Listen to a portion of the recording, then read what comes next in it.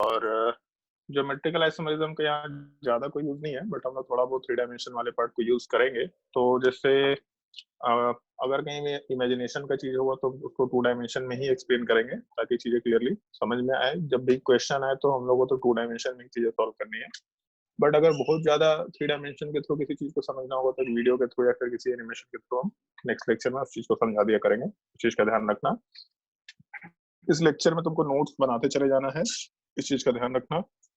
तो नोट्स वाले पार्ट इसमें अलग से हम भेजेंगे नहीं, ये जो यहाँ के क्लास नोट्स को हम लोग लिखेंगे, जैसे ये अंकुर सर तुम लोग क्लास के नोट्स भेज दिया कर रहे हैं, उस टाइप से हम लोग नोट्स को पीडीएफ में कन्वर्ट करके भेज भी दिया करेंगे, बट तुमको कॉपी में नोट पे लिखते चले जाना है, ठीक है।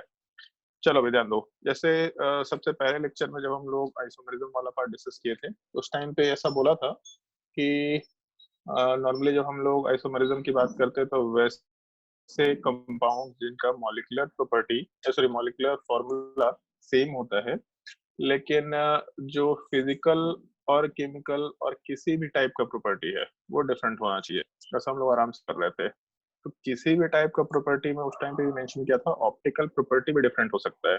तो compounds with same molecular formula but different optical properties are called as isomer. और ऑप्टिकल प्रॉपर्टी डिफरेंट है तो ऑप्टिकल आइसोमर बोलना ज्यादा सिंपल सा चीज हो जाएगा। तो ये एक पार्ट हम लोग यहाँ पे आराम से यूज करते हुए काम कर सकते हैं। लेकिन क्योंकि हम लोग बहुत सारे उनके क्लासिफिकेशन देख चुके हैं कि अगर हम लोग आइसोमर्स की बात करते हैं तो आइसोमर्स वाले पार्ट में 2 क्लासिफिकेशन है। पहला स्ट्रक्चरल आइसोमर या कॉन्स्टिट्यूशनल आइसोमर भी बोलते थे उसको, और दूसरे साइड वाले पार्ट में हम लोग टर्म यूज करते थे स्टीरियो आइसोमर, जिसमें स्टीरियो आइसोमर में भी 2 क्लासिफिकेशन था, conformal isomerism, configurational isomerism. Configurational में 2 पार्ट था, जिसमें एक को हम लोग ऑप्टिकल आइसोमरिज्म और दूसरे को हम लोग ज्योमेट्रिकल आइसोमरिज्म बोलते थे। तो ज्योमेट्रिकल थोड़ा सिंपल टॉपिक था, हम लोगों ने डिस्कस किया है, तो उस चीज को हम लोग वहां से आराम से कंसिडर कर सकते हैं। और दूसरा पार्ट ये ऑप्टिकल प्रॉपर्टी या फिर ऑप्टिकल बिहेवियर से रिलेटेड कुछ टर्म होता है, तो वहां पर हम लोग अलग से एक पार्ट ऑप्टिकल आइसोमरिज्म मेंशन करते हुए काम करते हैं। जैसे नॉर्मली होता क्या है कि कभी कभी कुछ सब्सटेंसेस ऐसे हैं नेचर में जो मान लो कि हम लोग ऐसा करें, ये एक सर्टेन टाइप का पैटर्न एनसीईआरटी में दे रखा होता है, थोड़ा ध्यान रखने का है। जैसे मान लो कि अगर अपने पास एक लाइट है, तो जो लाइट का बीम होगा वो नॉर्मली बहुत सारे कंपोनेंट्स में ब्रेक होकर के रहता है। ऐसा हम लोग आराम से मेंशन करते हुए काम कर सकते हैं। जब लाइट वाले पार्ट के बहुत सारे बीम्स हो सकते हैं, तो जैसे अगर हम लोग लाइट वाले पार्ट को कंसिडर करते हुए चलेंगे तो उसके बहुत सारे डायरेक्शंस में अगर कंपोनेंट एग्जिस्ट करेंगे, तो इन कंपोनेंट्स को हम लोग किसी एक डायरेक्शन में कन्फाइन कर सकते हैं। एक डायरेक्शन में कन्फाइन करने का मतलब है कि इन सारे के सारे कंपोनेंट्स को कैंसल आउट करके केवल एक ही डायरेक्शन में अलाइन कर सकते हैं। मतलब इस डायरेक्शन के अलावा जो भी बाकी सारे के सारे कंपोनेंट्स होंगे वो सब खत्म हो जाते हैं। तो इसके लिए हम लोग नॉर्मली करते क्या है कि यहाँ पे जो नॉर्मल एक लाइट है, इस नॉर्मल लाइट वाले पार्ट को हम लोग एक प्रिज्म के थ्रू पास करते हैं, जिस चीज को हम लोग निकोल प्रिज्म बोलते हैं। तो जब हम लोग निकोल प्रिज्म के थ्रू इस नॉर्मल लाइट को पास करेंगे तो इसके सारे के सारे कंपोनेंट्स नॉर्मली कैंसिल आउट होकर केवल एक कंपोनेंट बचा रह जाएगा। तो अगर केवल एक कंपोनेंट बचा रहेगा मतलब एक प्लानर लाइट की जैसा अपने को चीजें दिखाई देंगी। तो जैसे शायद एक चीज देखा होगा, कभी कभी हॉलीवुड मूवीज वगैरह में दिखाते हैं यार ना कि लेजर टाइप का एक लाइट आता है, आदमी को काट के चला जाता है, या फिर लेजर लाइट से बना हुआ तलवार टाइप की चीज हम लोग यूज करते हैं। तो बेसिकली एक प्लेन में लाइट एग्जिस्ट कर रहा है। तो अगर एक प्लेन में लाइट एग्जिस्ट कर रहा है तो उस चीज को हम लोग प्लानर लाइट आराम से बोलते हुए काम कर सकते हैं समझने के लिए। मतलब प्लेन में पूरा का पूरा उसका कंपोनेंट कन्फाइंड है, एक प्लेन के जैसी सारी चीजें हम लोग को दिखाई दे रही है, तो हम लोग उसके लिए एक टर्म यूज करते हैं, प्लेन पोलराइज्ड लाइट। और इस चीज को हम लोग नॉर्मली हमेशा पीपीएल से डिनोट कर दिया करेंगे, ठीक है, प्लेन पोलराइज्ड लाइट। तो जब भी कभी हम लोग एक नॉर्मल लाइट को या फिर हम लोग व्हाइट लाइट भी यूज कर सकते हैं, जो भी लाइट यूज करना कर लो, बट अगर एक नॉर्मल लाइट के बीम को अगर हम लोग निकोल प्रिज्म के थ्रू पास करेंगे तो उस केस में सारे के सारे कंपोनेंट्स कैंसिल आउट होकर के एक प्लेन में कन्फाइन हो जाते हैं। उस चीज को हम लोग प्लेन पोलराइज्ड लाइट आराम से बोल सकते हैं। जब हम लोग इसी प्लेन पोलराइज्ड लाइट वाले पार्ट को किसी भी एक सब्सटेंस से भरे हुए कंटेनर के थ्रू पास करते हैं, तो एक्चुअल में जैसे हम लोग कोई एक्सपेरिमेंट करते हैं तो सर्टेन टाइप का एक्सपेरिमेंटल सेटअप भी होता है। तो इस चीज में हम लोग टर्म यूज करते हैं नॉर्मली पोलैरिमीटर ट्यूब, मतलब ये टर्म थोड़ा ध्यान रखने का है। इसको हम लोग सबसे लास्ट लेक्चर में फिर से एक्सप्लेन करेंगे एक सर्टेन टाइप के क्वेश्चंस के फॉर्मेट के लिए, फिर सर्टेन टाइप की थ्योरी को एक्सप्लेन करने के लिए, कि जब हम लोग किसी भी सब्सटेंस को एक पोलैरिमीटर ट्यूब के अंदर फिल करके अगर इस प्लेन पोलराइज्ड लाइट वाले पार्ट को उधर से पास कराते हैं, तो उस केस में दो पॉसिबिलिटीज निकल के आती है, जिसमें से एक पॉसिबिलिटी ऐसा होता है कि लाइट जैसा था वैसा का वैसे ही रह जाता है, उसमें कोई वेरिएशन नहीं दिखाई देता, मतलब जैसा लाइट अंदर गया था एग्जैक्टली वैसा ही लाइट बाहर आ जाता है। और दूसरी पॉसिबिलिटी ये हो सकती है कि लाइट वाले पार्ट के जो नॉर्मल डायरेक्शन है, मतलब ये मान लो अपना नॉर्मल डायरेक्शन वाला पार्ट था, एक सेकंड जो,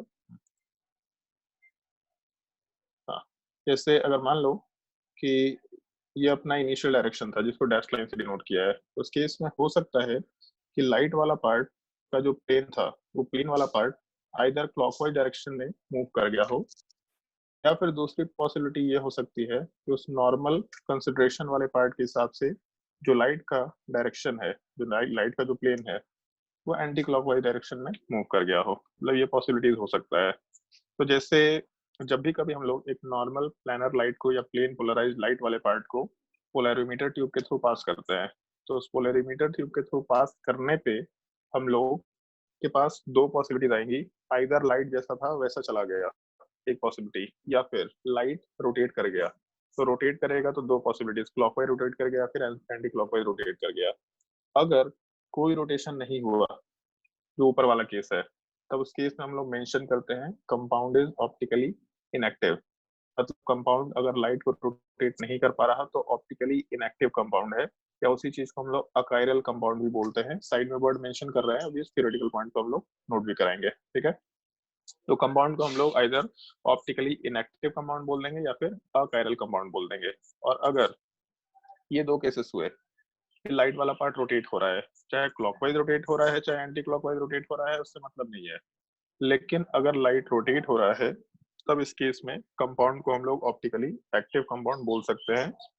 और जैसे ऑप्टिकली इनएक्टिव था तो हम लोग अकायरल बोले, अगर ऑप्टिकली एक्टिव होगा तो हम लोग वहां पे टर्म कायरल कंपाउंड आराम से मेंशन करते हुए काम कर सकते हैं। तो जब भी कभी एक प्लेन पोलराइज्ड लाइट को हम लोग किसी पोलैरिमीटर ट्यूब के थ्रू पास करते हैं जिसमें कोई भी सब्सटेंस है, तो दो पॉसिबिलिटीज में एक पॉसिबिलिटी रोटेशन का है, दूसरा रोटेशन का नहीं है। अगर कंपाउंड लाइट को रोटेट नहीं कर पा रहा तो उस केस में ऑप्टिकली इनएक्टिव और अकायरल कंपाउंड, अगर रोटेशन हो पाए तो हम लोग ऑप्टिकली एक्टिव या फिर कायरल कंपाउंड आराम से मेंशन करते हुए काम कर सकते हैं। तो किसी का डाउट ऐसा हो सकता है कि सर अगर 180 डिग्री रोटेशन हो गया तो 180 डिग्री रोटेशन हुआ तो फिर तो हम लोग ऊपर जैसा ही चीज दिखाई देगा, जैसा था वैसा ही दिखाई देगा। तो एक्चुअल में जैसे एक्सपेरिमेंट करते वक्त हम लोग जो पोलैरिमीटर ट्यूब के अंदर सब्सटेंस रखते हैं उसके वेरिएशन वाले कंसंट्रेशन की बात करते हैं, मतलब उसके कंसंट्रेशन को हम लोग चेंज कर करके चेक करते हैं, बार बार चेंज कर करके चेक करते हैं। तो अगर कंसंट्रेशन को चेंज करेंगे तो उसके कंसंट्रेशन की जो है वो चेंज होता है। हो सकता है किसी सब्सटेंस का एंगल ऑफ रोटेशन किसी पार्टिकुलर कंसंट्रेशन पे 180 डिग्री हो, ये पॉसिबिलिटी है, लेकिन जैसे ही हम लोग उसका कंसंट्रेशन चेंज करेंगे तो कंसंट्रेशन चेंज होते ही उसका एंगल ऑफ रोटेशन भी चेंज होगा।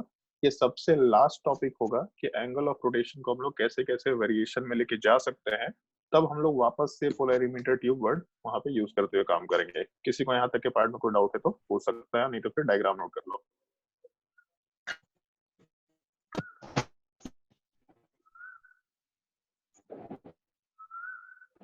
तो कुछ बोलना है तो बोलो, आवाज क्लियर नहीं आ रही, आवाज नहीं आ रही तुम्हारी।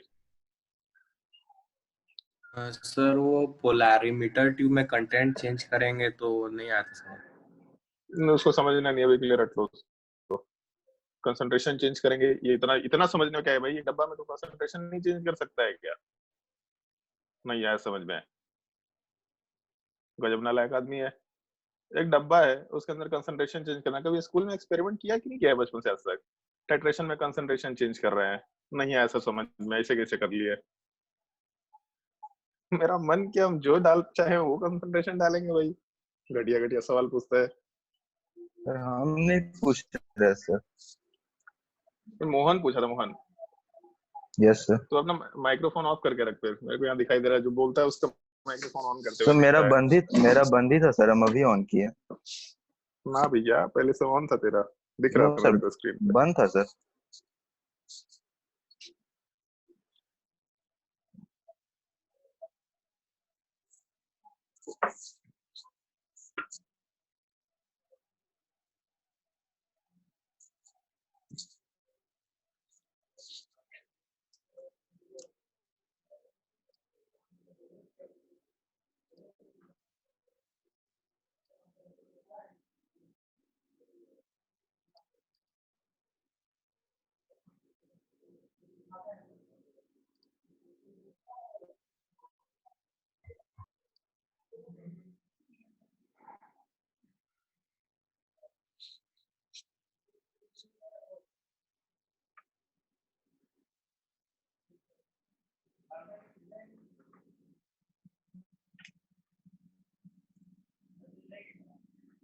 चलो आगे बढ़ते हैं।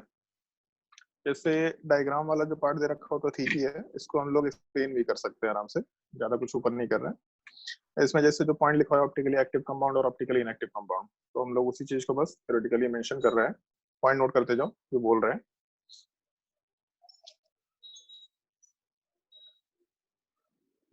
हेडिंग टाइप से मेंशन कर लेना, ऑप्टिकल एक्टिविटी, और उसमें पहला पार्ट छोटा सा हेडिंग है ऑप्टिकल एक्टिविटी, जिसमें first part, if any substance can rotate the plane polarised light, PPL से डिनोट कर लेना उस चीज को,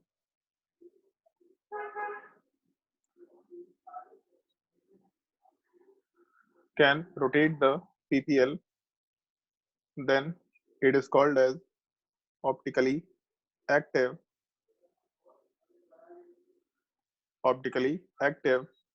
और chiral compounds। chiral का स्पेलिंग दे रखा है स्क्रीन पे, वो देख सकते हैं आराम से।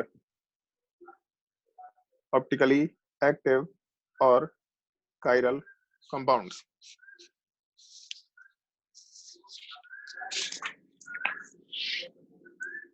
second point, if no rotation of PPL, then optically inactive or a chiral compound, then optically inactive or a chiral compound।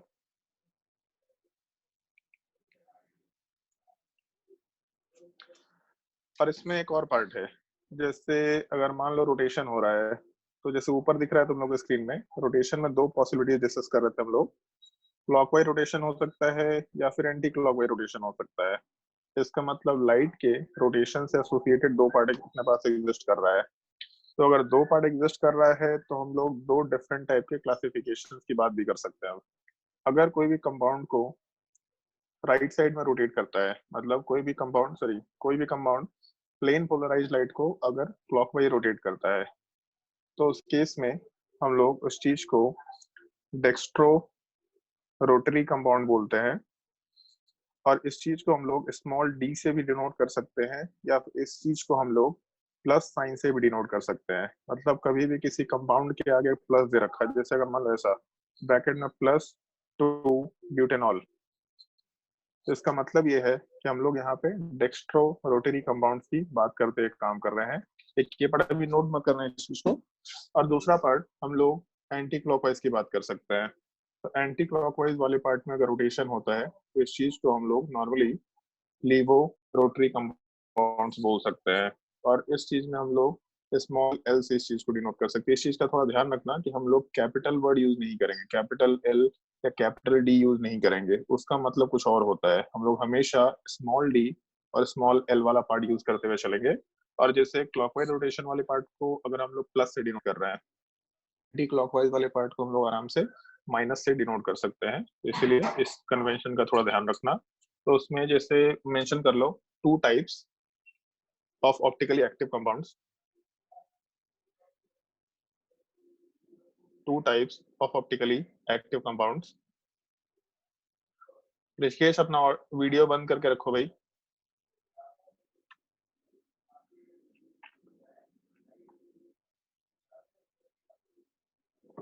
उसमें पहला पार्ट मेंशन कर लेना, डेक्स्ट्रो रोटरी, और साइड में क्लॉकवाइज रोटेशन.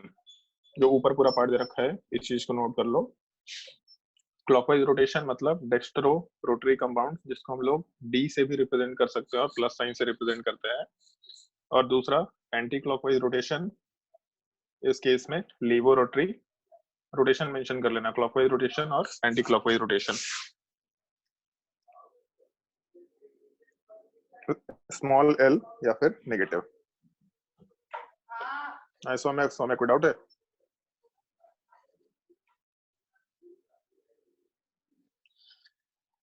तो जैसे एक कंफ्यूजन होता है इसमें, बार बार भूलने की चीज है ये चीज कि लीवो रोटरी क्लॉकवाइज रोटेशन करा रहा था कि डेक्स्ट्रो रोटरी क्लॉकवाइज रोटेशन करा रहा था. तो इन सब चीजों के लिए कुछ कन्वेंशन बनाया क्योंकि हमको भी कंफ्यूजन होता था.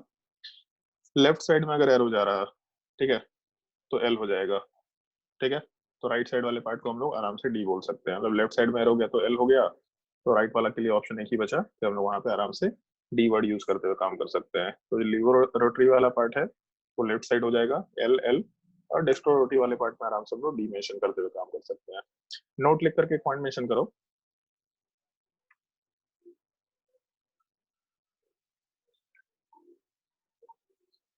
the optical rotation the optical rotation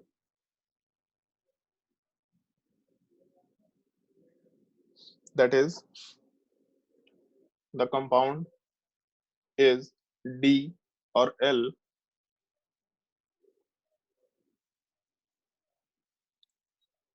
the optical rotation that is the compound is D और L.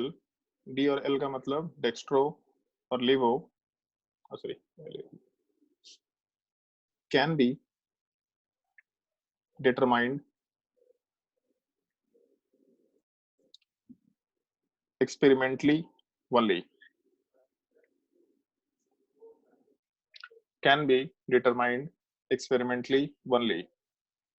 इस पॉइंट का थोड़ा ध्यान रखना. इस चीज को हम लोग आगे 2-3 जगह एक बार फिर से डिस्कस करेंगे. कोई भी कंपाउंड कैपिटल डी, सॉरी, कोई भी कंपाउंड डेक्स्ट्रो रोटरी है स्मॉल डी है, या फिर लीवो रोटरी है स्मॉल एल, ये हम लोग केवल एक्सपेरिमेंट इसको बता सकते हैं. इसका कोई भी थ्योरेटिकल एक्सप्रेशन नहीं है अपने पास. थ्योरेटिकली हम लोग इस चीज को कभी भी एक्सप्लेन नहीं कर सकते. इस चीज का थोड़ा ध्यान रखना है. आगे हम लोग इस चीज को यूज करते चलेंगे. ठीक है. फिर यहाँ से जैसे जब हम लोग ज्योमेट्रिकल आइसोमरिज्म मेंशन कर रहे थे तो वहां पे मेंशन किया था कि ज्योमेट्रिकल आइसोमर्स तो है, बट उसका कंडीशन क्या है, कैसे मालूम करेंगे कोई कंपाउंड ज्योमेट्रिकल आइसोमर्स शो करता है या फिर नहीं शो करता है. तो उसके लिए हम लोग कंडीशंस मेंशन करके चल रहे थे. ये पहला कंडीशन रेस्ट्रिक्टेड रोटेशन स्ट्रक्चर होना चाहिए. फिर दूसरा कंडीशन उसमें हम लोग के पास ये होना चाहिए, क्या बोलते हैं, जो डबल बॉन्ड है या फिर रेस्ट्रिक्टेड रोटेशन स्ट्रक्चर, उसके एंड पॉइंट्स पे 2 अलग अलग ग्रुप्स होने चाहिए. तो सिमिलर टाइप से ऑप्टिकल एक्टिविटी कोई कंपाउंड शो करेगा कि शो नहीं करेगा, उससे रिलेटेड भी कुछ कंडीशंस होते हैं जो हम लोग यहाँ पे डिस्कस कर सकते हैं. लेकिन उन डिस्कशन से पहले हम लोग को एक छोटा सा टर्म डिस्कस करना होता है जिस चीज को हम लोग काइरल सेंटर बोलते हैं. एक ये छोटा सा टर्म है जिसको हम लोग को पहले ही डिफाइन करना होता है कि काइरल सेंटर क्या होते हैं. और जैसे इसके लिए एक और भी नाम है, एनसीईआरटी में दे रखा है ये चीज. इस चीज को हम लोग एसीमेट्रिक सेंटर भी बोलते हैं. लेकिन एसिमेट्रिक सेंटर केवल हम लोग कार्बन के केस में वर्ड यूज करते हैं और किसी वर्ड के केस में वर्ड यूज नहीं करते. जबकि हम लोग कायरल सेंटर कहीं भी यूज कर सकते हैं. तो जैसे कायरल सेंटर क्या होता है उसका डेफिनेशन बोलते चले जा रहे हैं, उसको नोट करते जाओ. हेडिंग डाल देना chiral centre.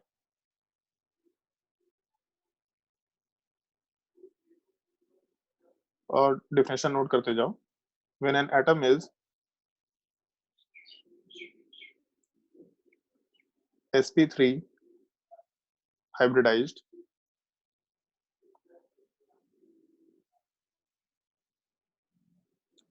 sp3 hybridized and all 4 groups attached to it are different and all 4 groups attached to it are different, then the atom will be a chiral center.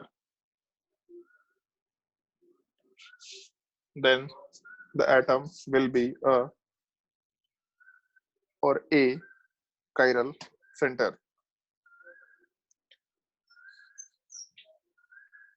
जब भी कोई एटम कार्बन से मतलब नहीं है, जब भी कोई एटम sp3 हाइब्रिडाइजेशन में हुआ, और sp3 का मतलब हो गया उस पे 4 बॉन्ड्स होने चाहिए सिग्मा, ठीक है, और 4 बॉन्ड्स का मतलब बेसिकली उससे 4 कोई ग्रुप्स अटैच होने चाहिए जिसमें लोन पेयर भी काउंटेड होगा। लोन पेयर आइसोटोप्स अलग अलग ग्रुप्स कंसिडर किए जाते हैं।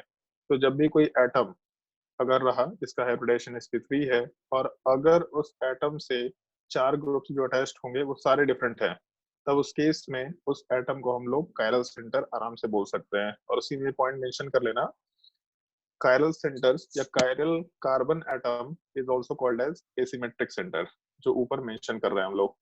Chiral carbon atom is also called as asymmetric centre, ये पॉइंट मार्क कर लेना।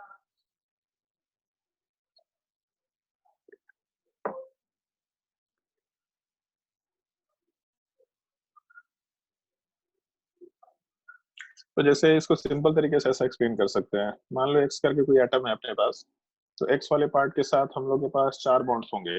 तो अगर 4 बॉन्ड्स है मतलब ग्रुप ए बोल सकते हैं, ग्रुप बी बोल सकते हैं, ग्रुप सी और ग्रुप डी। एटम्स की बात नहीं कर रहे, ग्रुप्स की बात कर रहे हैं।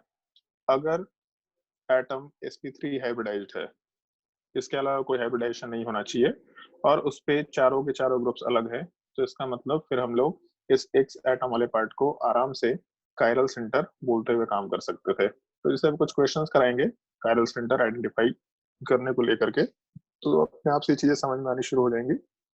कायरल सेंटर हम लोग किस चीज को बोल सकते हैं, चाहे तो डायग्राम नोट कर सकते हैं आराम से, और कुछ क्वेश्चन वाले पार्ट पे आ सकते हैं। डायग्राम नोट कर लो और उसके बाद क्वेश्चन नोट करना कायरल सेंटर वाले पार्ट पे।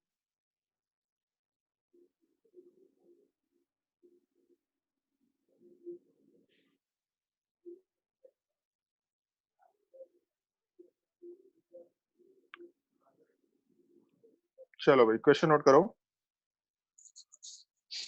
Find the number of chiral centers in the following cases. Find the number of chiral centers in the following cases.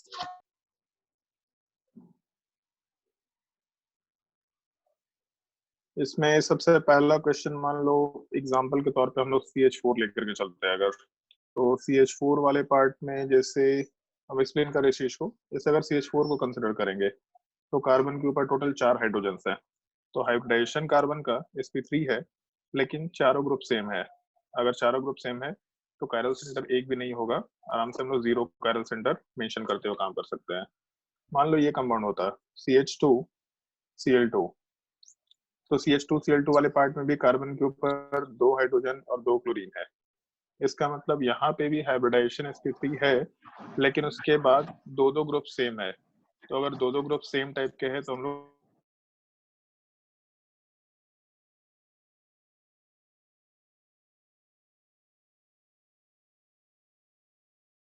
F, तो इस केस में कार्बन के ऊपर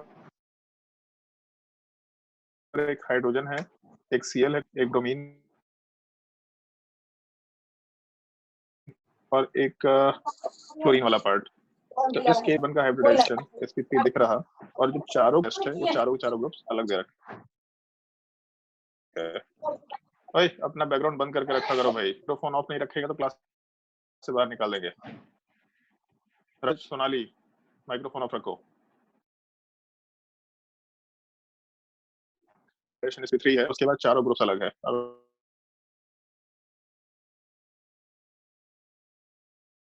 अगर चारों ग्रुप्स और चारों ग्रुप जो है, इसका मतलब हम लोग एक कायरल सेंटर, 2-3 एग्जांपल्स और रखेंगे, उसके बाद